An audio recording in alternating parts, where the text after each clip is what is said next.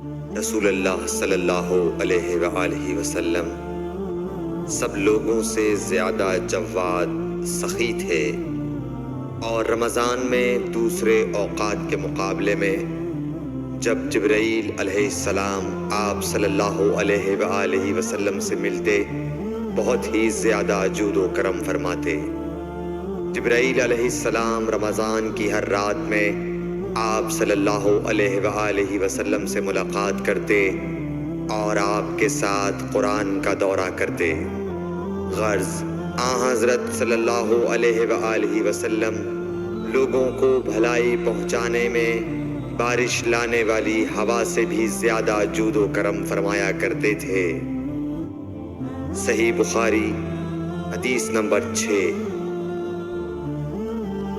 ہرقل شاہ روم نے قریش کے قافلے میں ایک آدمی بلانے کو بھیجا، اور اس وقت یہ لوگ تجارت کے لیے ملک شام گئے ہوئے تھے، اور یہ وہ زمانہ تھا جب رسول اللہ صلی اللہ علیہ وسلم نے قریش اور ابو سفیان سے ایک وقتی عہد کیا ہوا تھا۔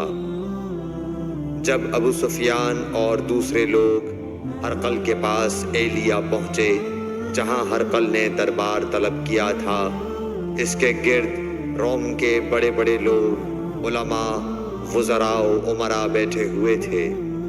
ہرقل نے ان کو اور اپنے ترجمان کو بلوایا، پھر ان سے پوچھا کہ تم میں سے کون شخص مدعی رسالت کا زیادہ قریبی عزیز ہے؟ ابو سفیان کہتے ہیں کہ میں بول اٹھا کہ میں اس کا سب سے زیادہ قریبی رشتہ دار ہوں۔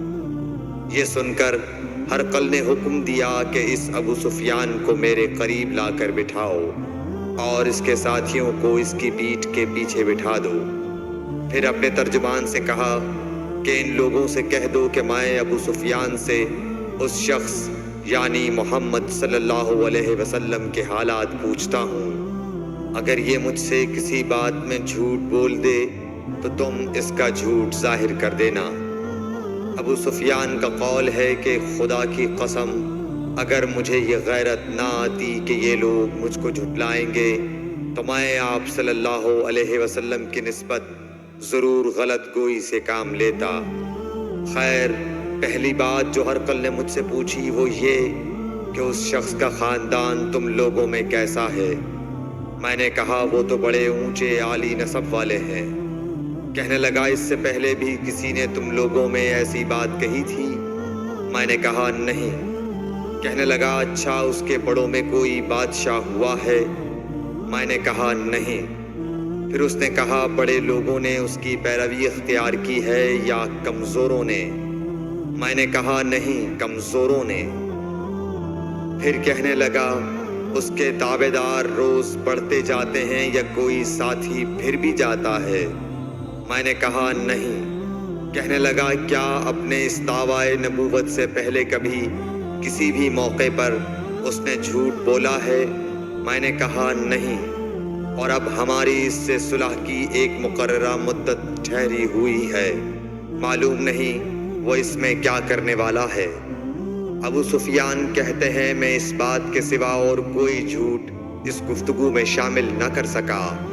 ہرقل نے کہا کیا تمہاری اس سے کبھی لڑائی بھی ہوئی ہے؟ ہم نے کہا کہ ہاں۔ بولا پھر تمہاری اور اس کی جنگ کا کیا حال ہوتا ہے؟ میں نے کہا لڑائی ٹول کی طرح ہے، کبھی وہ ہم سے میدان جنگ جیت لیتے ہیں اور کبھی ہم ان سے جیت لیتے ہیں۔ ہرقل نے پوچھا وہ تمہیں کس بات کا حکم دیتا ہے؟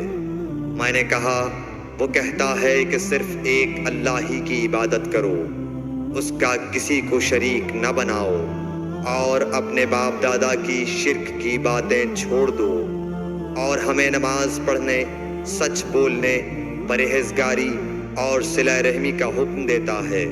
یہ سب سن کر پھر ہرقل نے اپنے ترجمان سے کہا کہ ابو سفیان سے کہہ دے کہ میں نے تم سے اس کا نسب پوچھا تو تم نے کہا کہ وہ ہم سے عالی نسب ہے، اور پیغمبر اپنی قوم میں عالی نسب ہی بھیجے جایا کرتے ہیں۔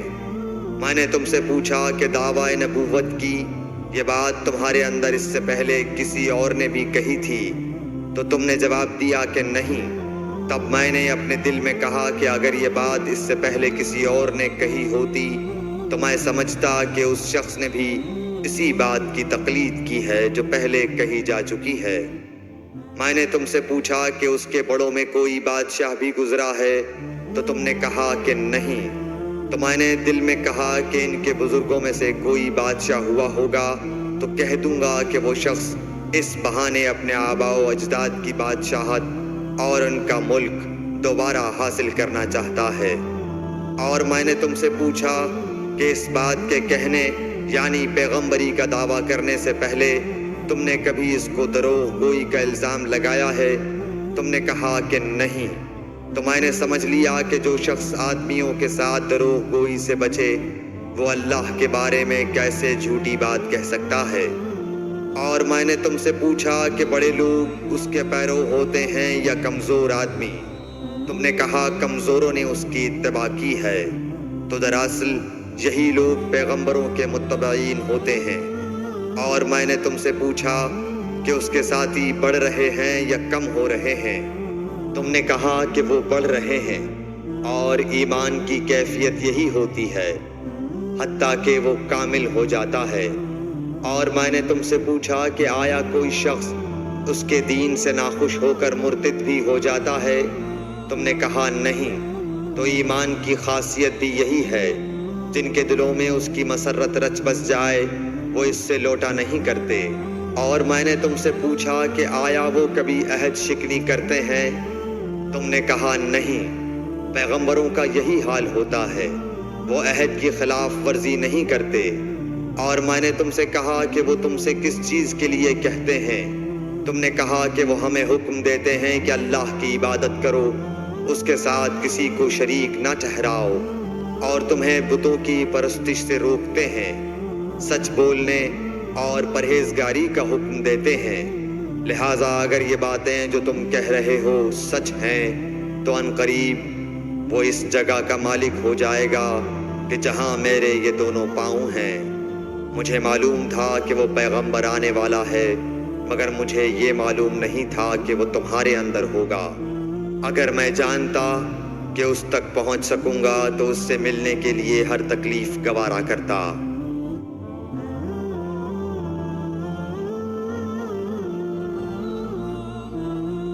اگر میں اس کے پاس ہوتا تو اس کے پاؤں دھوتا۔ ہرقل نے رسول اللہ صلی اللہ علیہ وسلم کا وہ خط منگایا جو آپ نے وحیہ کلبی رضی اللہ تعالیٰ عنہ کے ذریعے حاکم بصرہ کے پاس بھیجا تھا، اور اس نے وہ ہرقل کے پاس بھیج دیا تھا۔ پھر اس کو پڑھا تو اس میں لکھا تھا، اللہ کے نام کے ساتھ جو نہایت مہربان اور رحم والا ہے۔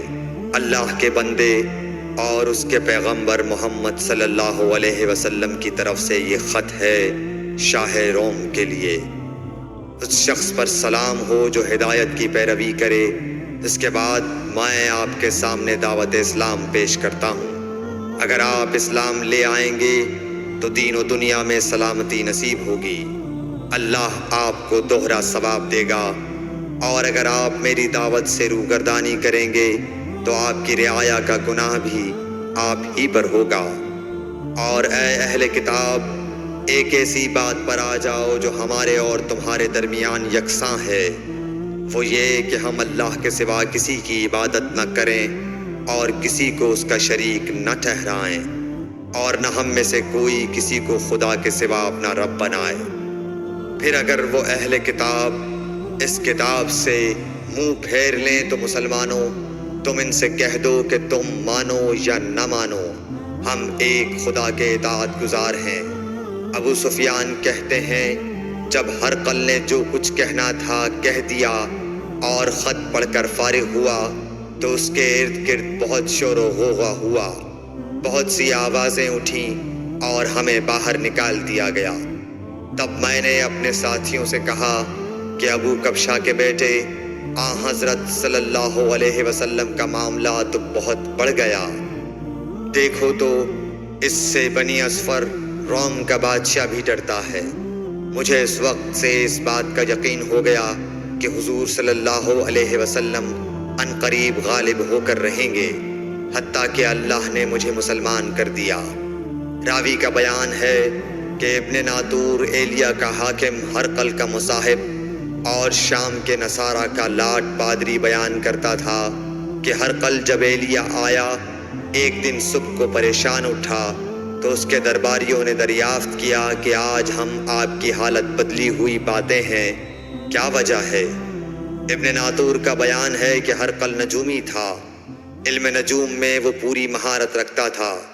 اس نے اپنے ہم نشینوں کو بتایا کہ میں نے آج رات ستاروں پر نظر ڈالی تو دیکھا کہ ختنہ کرنے والوں کا بادشاہ ہمارے ملک پر غالب آ گیا ہے۔ بھلا اس زمانے میں کون لوگ ختنہ کرتے ہیں؟ انہوں نے کہا کہ یہود کے سوا کوئی ختنہ نہیں کرتا، سو ان کی وجہ سے پریشان نہ ہو۔ سلطنت کے تمام شہروں میں یہ حکم لکھ بھیجیے کہ وہاں جتنے یہودی ہوں سب قتل کر دیے جائیں۔ وہ لوگ انہی باتوں میں مشغول تھے کہ ہرقل کے پاس ایک آدمی لایا گیا جسے شاہ غسان نے بھیجا تھا۔ اس نے رسول اللہ صلی اللہ علیہ وسلم کے حالات بیان کیے۔ جب ہرقل نے سارے حالات سن لیے تو کہا کہ جا کر دیکھو وہ ختنہ کیے ہوئے ہے یا نہیں۔ انہوں نے اسے دیکھا تو بتلایا کہ وہ ختنہ کیا ہوا ہے۔ ہرقل نے جب اس شخص سے عرب کے بارے میں پوچھا تو اس نے بتلایا کہ وہ ختنہ کرتے ہیں۔ تب ہرقل نے کہا کہ یہی محمد صلی اللہ علیہ وسلم اس امت کے بادشاہ ہیں جو پیدا ہو چکے ہیں۔ پھر اس نے اپنے ایک دوست کو رومیہ خط لکھا اور وہ بھی علم نجوم میں ہرقل کی طرح ماہر تھا۔ پھر وہاں سے ہرقل حمص چلا گیا۔ ابھی حمص سے نکلا نہیں تھا کہ اس کے دوست کا خط اس کے جواب میں آ گیا۔ اس کی رائے بھی حضور صلی اللہ علیہ وسلم کے ظہور کے بارے میں ہرقل کے موافق تھی کہ محمد صلی اللہ علیہ وسلم واقعی پیغمبر ہیں۔ اس کے بعد ہرقل نے روم کے بڑے آدمیوں کو اپنے حمص کے محل میں طلب کیا اور اس کے حکم سے محل کے دروازے بند کر لیے گئے۔ پھر وہ اپنے خاص محل سے باہر آیا اور کہا، اے روم والو، کیا ہدایت اور کامیابی میں کچھ حصہ تمہارے لیے بھی ہے؟ اگر تم اپنی سلطنت کی بقا چاہتے ہو تو پھر اس نبی صلی اللہ علیہ وسلم کی بیعت کر لو اور مسلمان ہو جاؤ۔ یہ سننا تھا کہ پھر لوگ وحشی گدھوں کی طرح دروازوں کی طرف دوڑے مگر انہیں بند پایا۔ آخر جب ہرقل نے اس بات سے ان کی یہ نفرت دیکھی اور ان کے ایمان لانے سے مایوس ہو گیا تو کہنے لگا کہ ان لوگوں کو میرے پاس لاؤ۔ جب وہ دوبارہ آئے تو اس نے کہا، میں نے جو بات کہی تھی اس سے تمہاری دینی پختگی کی آزمائش مقصود تھی، سو وہ میں نے دیکھ لی۔ تب یہ بات سن کر وہ سب کے سب اس کے سامنے سجدے میں گر پڑے اور اس سے خوش ہو گئے۔ بالآخر ہرقل کی آخری حالت یہی رہی۔ صحیح بخاری حدیث نمبر 7۔